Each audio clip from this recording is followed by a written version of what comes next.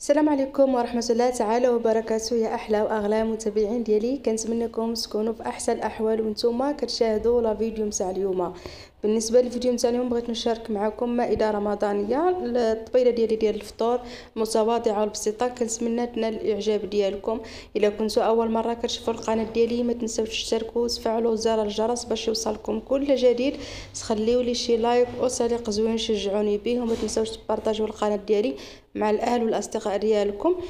وعواشركم مبروكه، رمضان كريم.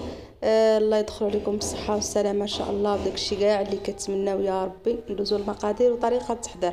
اول حاجه غادي ندير الطويجين ديالي. كنحتاج هنايا بصيله من بعد ما قطعتها شرائح كيف ما كتشوفوا. هنا غادي ندير واحد الطاجين ديال الكفته.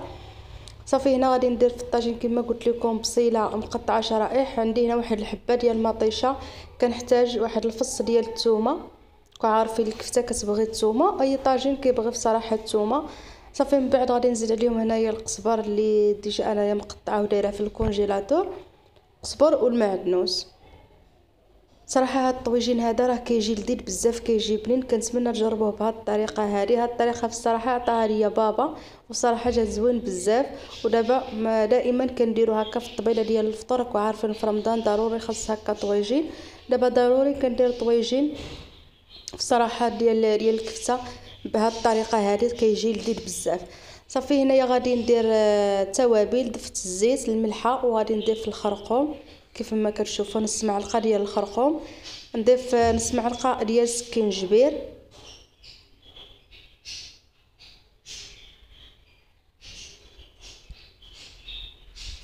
المهم التوابل كاملين اللي كنديروا الابزار، سكينجبير والخرقوم. انا بصراحه الابزار ما كنطيبش به. المهم اللي كيديروا يقدر يديروا. انا يا راجلي ما كيبغيش بصراحه نطيب به بمره، داكشي علاش ما كنديروش. والصراحه الماكله كتجي لذيذه بزاف. صافي هنايا من بعد ما درتهم فوق النار تشحروا واحد شويه ديك البصله ومطيشه والثومه والربيع اللي درنا، كنخليهم كيتقلاو. ومن بعد غادي نضيف عليهم الكفته ديال اللادان. من بعد ما شرملتها بوحديتها درت ليها توابل ودرت ليها الملحه ودرت ليها الربيع. وعارفين نديروا لها شويه توابل باش هكا ما كتجيش بازله، كتجي لذيذه. صافي من بعد درت ليها واحد مطيشه ديال الحك، واحد نص معلقه، ودرت الماء ودرت. صافي خليتها هكا طيب، نقص عليها العافيه وخليتها كطيب. انا غادي ندوز نحضر العماره ديال بيتزا صغارين. كيف ما كتشوفوا عندي بصيله، فلفله مقطعه والكفته. درت عليهم الزيت، شويه ديال الملحه. هنايا غادي ندوز للطاجين. من بعد ما هكا ما درت له كما قلت لكم مطيشه ديال الحك والماء، غادي نضيف ليهم الجلبانه من الفوق.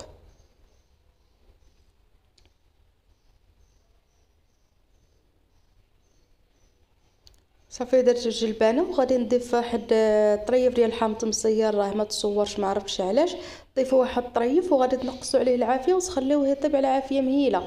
صافي هنايا درت المقيله اللي غادي نعمر بها البيتزا الصغارين. درتها انا كتشحر الكفته والبصله والفلفله. من بعد ما كيتشحروا كنزيد عليهم شويه ديال الزعتر. بصراحه كيعطي واحد النكهه في الاخر لذيذه. المهم حتى كتشحر الكفته والفلفل كتضيفوا شويه ديال الزعتر. اللي عنده هكا الفران كيطيب له الخضره مزيان يقدر ديك الفلفله والبصله كاع ما يشحرها، يديرها خضره. المهم انايا شويه الفران عندي كيتعطل في الطياب، يعني غادي الا درت البيتزا غادي تعطل لي في الطياب. الله داكشي علاش كنشحرهم شويه هكا في واحد المقيله. وعاد كنضيفهم، كندير الفرماج وكندير البيتزا يعني دغيا كطيب. صافي هادو هما البيتزات الصغارين اللي انا ديجا دايرهم في الفريغو، مصايباهم ودايرهم في الفريغو. لاصوص حتى هي مصايبه هكا قرعه ودايرها دابا. راكم عارفين رمضان يعني كنحتاجو هاد لاصوص ديال البيتزا. داكشي علاش انايا دايراها في قريعه ودايراها في الثلاجه. هكا ملي كنبغي ندير البيتزا كتجيني ساهله، كنجبد وكنعمر، كتجي ساهله بزاف. كيف ما كتشوفوا بغيتو نشاركها معكم، خليوها ليا في التعاليق نشارك معكم لاصوص ديال البيتزا. كتجي لذيذه وزوينه وساهله في نفس الوقت. صافي هنا من بعد ما دهنت عليهم لاصوص غادي نضيف الكفته وديك الفلفله اللي شحرنا. غادي نضيف على لي باط كاملين ديال البيتزا. صراحه الطريقه ديالي ديال الباط ديال البيتزا بصراحه كتجي زوينه، كتجي منفوخه وكل شيء. الا بغيتو حتى هي نشاركها معاكم خليوها ليا في الطريق، وضروري ان شاء الله واحد شي مره غادي نشاركها معاكم حيت كتجي زوينه بزاف. غير دابا كان جاي عندي واحد السيد داكشي علاش كنت مزروبه، يعني ما شاركش معكم بزاف ديال الحوايج بحال الباط ديال البيتزا لاصوص ما شاركتهاش معكم. اما مره اخرى ان شاء الله غادي نشارك معكم الطريقه ديالي، كتجي لذيذه بزاف وزوينه وسهله.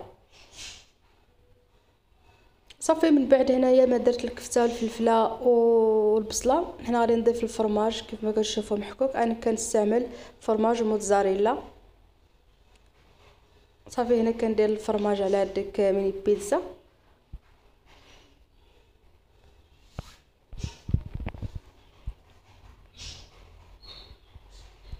كيف ما كتعرفوا دابا سيدنا رمضان ضروري بيتزات هكا كنبغيو هاد الشيء معمر هكا صغير، داكشي علاش كنديرهم انايا صغارين وكنخبيهم في الكونجيلاتور.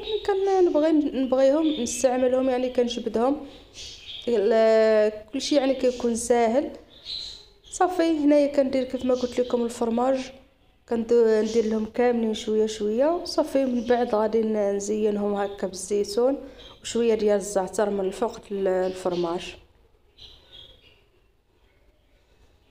كيف ما كتشوفوا كنضيف شويه ديال الزعتر من فوق هذاك الفرماج، من بعد كنزينهم بالزيتون.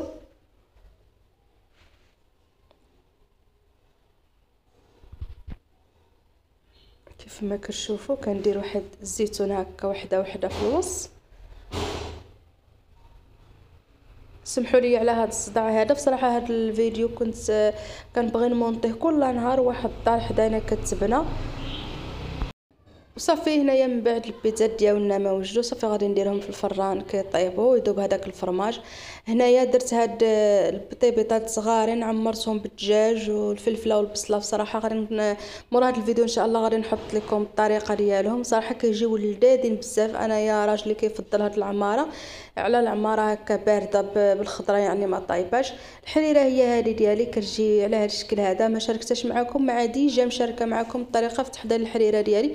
كنتمنى يعجبكم لا فيديو نتاع اليوم. الا بغيتو تشوفوا الطريقه دخلوا الفيديوهات ديالي القدام تلقاو الطريقه ديال التحضير ديال الحريره.